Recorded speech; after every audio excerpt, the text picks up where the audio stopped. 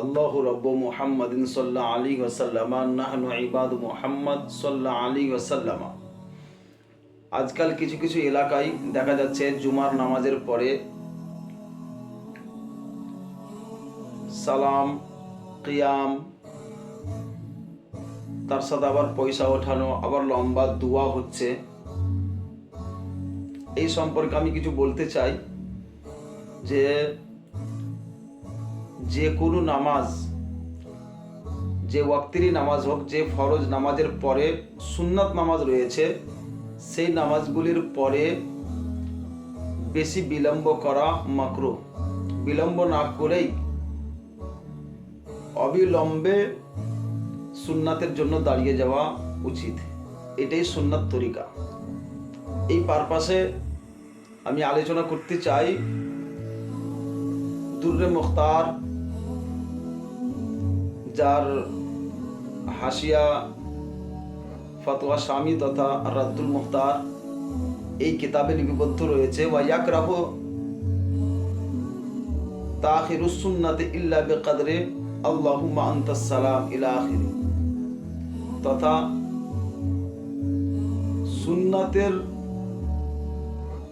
সুন্নাত তাখির মানে সুন্নাত বিলম্ব করা মাকরুহ। তবে আল্লাহুম্মা আনতাস সালাম ওয়া মিনকাস সালাম এই দোয়া পরিমাণ, এই দোয়া সমপরিমাণ বসা যাবে। এর চাইতে বেশি বিলম্ব করা হচ্ছে মাকরুহ। ইয়াকরাহু তাখিরুস সুন্নাতি তথা সুন্নাতকে বিলম্ব করা, এটা হচ্ছে মাকরুহ। কেন এটা মসলা? এর দলিল দিতে গিয়ে আল্লামা ইবনে আবেদিন শামী রহমতুল্লাহ আলাইহি লিখছেন, লিমা রাওয়াহু মুসলিম ওয়া তিরমিজি আন আয়েশাতা রাদিয়াল্লাহু তাআলা আনহা قالت كان رسول الله صلى الله عليه وسلم لا يقعد إلا بمقدار ما يقول اللهم أنت السلام ومنك السلام تباركت يا ذا الجلال والإكرام। তথা তিনি বলছেন যে এর পিছনে দলিল হচ্ছে মুসলিম শরীফ এবং তিরমিজি শরীফের একটি হাদিস, যা আম্মা আয়েশা সিদ্দিকা রাদিয়াল্লাহু তাআলা আনহা থেকে বর্ণিত। তিনি বলছেন যে আল্লাহ রাসূল সাল্লাল্লাহু আলাইহি সাল্লাম ফরজ নামাজ পড়ার পরে তিনি বসতেন না, কিন্তু আল্লাহুম্মা আনতাস সালাম মিনকাস সালাম এই শেষ পর্যন্ত দোয়া সমপরিমাণ সময়। এই হাদিসকে দলিল বানিয়ে মুসান্নিফ আলিহির রহমা তথা আল্লামা ইবনে আবিদিন শামী রহমতুল্লাহ আলাইহি ফতোয়া শামীর মধ্যে তার ব্যাখ্যা দিয়েছেন। আর দুররে মুখতারের মধ্যে বলছেন যে সুন্নাতকে বিলম্ব করা মাকরুহ, অপছন্দনীয়। আল্লামা ইবনে আবিদিন শামী রহমতুল্লাহ আলাইহি তার ব্যাখ্যা করতে গিয়ে তিনি এখানে উল্লেখ করছেন, ও আম্মা মা ওয়ারাদা মিনাল আহাদিস ফিল আযকারি আকিবাস সালাত ফালা দালালাতা ফিহি আলাল ইতিয়ানে বিহা ক্বাবলা সুন্নাতে বাল ইউহমালু আলাল ইতিয়ানে বিহা বাদাহা আন্না সুন্নাতা মিন লাওয়াহিকিল ফারিদাতি ওয়া তাওয়াবিহা ওয়া মুকাম্মালাতিহা ফালাম তাকুন আজনাবিয়াতুন আনহা। তিনি বলতে চাইছেন যে ওই সমস্ত জিকির আজকার যেইগুলো ফরজ নামাজের পরে পড়ার কথা আলোচনা করা হয়েছে, হাদিসে আছে, সেই সমস্ত জিকির আজকার, সেই সমস্ত তসবিহ তাহলিল সুন্নাতের পূর্বে পড়ার কোনো দলিল নাই। কি বলছেন? সুন্নাতের পূর্বে পড়ার কোনো দলিল নেই, বরঞ্চ সেটাকে সুন্নাতের পরে পড়তে হবে। সুন্নাতের পরে পড়তে হবে, আগে নয়। কোনগুলো কেন করতে হবে এটা? এই জন্য যে এই সুন্নাতটাও ফরজ নামাজেরই অন্তর্ভুক্ত, ফরজের সাথেই সম্পৃক্ত, ফরজ সম্পর্কীয় এই সুন্নাতগুলিও। তো যে সমস্ত দোয়া ফরজের পরে পাঠ করার সম্পর্কে বলা হয়েছে, সেই সমস্ত দোয়া ফরজের পরে মানে সুন্নাতের পরে পাঠ করার আদেশ। এই ব্যাখ্যাই দিচ্ছেন, যেমন 33 বার সুবহানাল্লাহ পাঠ করা, 33 বার আলহামদুলিল্লাহ পাঠ করা, 34 বার আল্লাহু আকবার পাঠ করা, তাছাড়া লা ইলাহা ইল্লাল্লাহু ওয়াহদাহু লা শারীকা লাহ লাহুল মুলকু ওয়া লাহুল হামদু ইউহয়ি ওয়া ইউমীত, এই মতোই আরও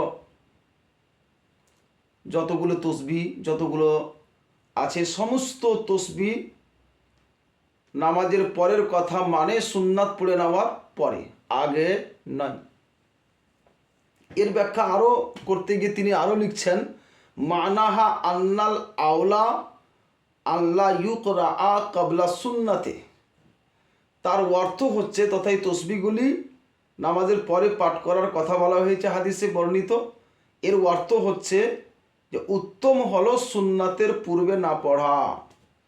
ওর অর্থ হচ্ছে উত্তম এটাই যে সুন্নাতের পূর্বে না পড়া তথা সুন্নাতের পরে পড়তে হবে, এটাই হচ্ছে সুন্নাত। আরও আগে লিখছেন, ইন্নাল কিয়ামা ইলা সুন্নাতে মুত্তাসিলান বিল ফারদে মাসনুনুন। সুন্নাতের জন্য ফরজের পরে পরেই অবিলম্বে দাঁড়িয়ে যাওয়াটাই সুন্নাত, পৃথক না করা। মুত্তাসিল তথা ফরজ শেষ আপনি দাঁড়িয়ে যাই, এটাই হচ্ছে সুন্নাত। ইজা সল্লা বাদাল আওরাদে তাকে অসুন্নাতুন লা আলা ওয়াজহি সুন্নাহ। আরেক জায়গায় বলছেন, যদি ওই হাদিসগুলিতে যে ফরজের পরে তথা নামাজের পরে দুয়াগুলি পাঠ করার কথা বলা হয়েছে, সেই দুয়াগুলি যদি কেউ পড়ে আর তারপরে যদি সুন্নাত পাঠ করে, আগে দুয়াগুলি পড়লো ফরজ নামাজ পড়ে নেওয়ার পরে, তারপরে যদি দুয়াগুলি পাঠ করে, এই সম্পর্কে বলছেন লা আলা ওয়াজহি সুন্নাতে, এটা সুন্নাত তরিকায় হলো না। তথা সুন্নাত এটাই যে ফরজের পরে অবিলম্বে সুন্নাতগুলি পড়বে, তারপরে যত দুয়া দুরুদ আছে পড়বে, এটাই হচ্ছে সুন্নাত তরিকা। এই পারপাসে বাহারে শরিয়াতেও দেখুন, বাহারে শরিয়াত হিস্সা 3 পৃষ্ঠা 543 এর মধ্যে লিপিবদ্ধ নামাজকে বাদকে জিক্র দুয়া এই অধ্যায়ের লিপিবদ্ধ আছে। নামাজকে বাদ जो আজকারে তবিলা আহাদিস মে ওয়ারিদ হ্যাঁ, তথা নামাজের পরে যে সমস্ত দুয়াগুলি পাঠ করার কথা হাদিসে উল্লেখ রয়েছে। जोहर मगरिब और ईशा में सुन्नत के बाद पढ़े जाएं। जोहर মাগরিব ঈশা, জোহরের পরে সুন্নাত আছে, মাগরিবের পরে সুন্নাত আছে, ঈশা পরেও সুন্নাত আছে। এই জন্য এই নামাজগুলিতে সুন্নাতের পরে পড়তে হবে। কাবলে সুন্নাত মুখতাসার দুয়া পর কারাত চাহিয়ে। সুন্নাতের আগে যে আমরা দোয়া করি 5 ওয়াক্ত নামাজে, এই দোয়াটা শর্ট করে করতে হবে, লম্বা করা যাবে না, ওয়ারনা সুন্নাত কা সওয়াব কম হয়ে যায়গা। যদি লম্বা দোয়া করা হয় তাহলে সুন্নাতের নেকি কমে যাবে। তাহলে যদি যে নামাজগুলির পরে, যে ফরজ নামাজের পরে সুন্নাত রয়েছে, তার মাঝখানে যে আমরা দোয়া করি, এই দোয়াটা শর্ট করে বলতে বলছেন, শর্ট করে আদায় করতে বলছেন, তাহলে এই জায়গায় বোঝা গেল যে এই মাঝখানে লম্বা কোনো জিনিস করা যাবে না।